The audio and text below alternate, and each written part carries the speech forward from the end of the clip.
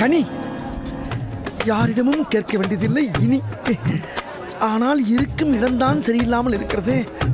இதை போய் எப்படி எடுத்து உண்பது? அதனால் என்ன, யாருக்கும் தெரியாமல் இதை கைப்பற்றி கழுவி தின்றாது பசியை போக்கிவிட வேண்டும். இப்பதான் வருவார் பெரிய வைர வியாபாரி மாதிரி.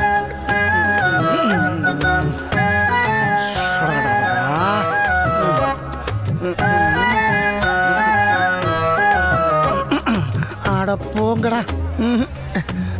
பேசாமல் உள்ளே புகுந்து புசித்து விட்டால் என்ன? தொட்டி சிறிதாக இருக்கிறது.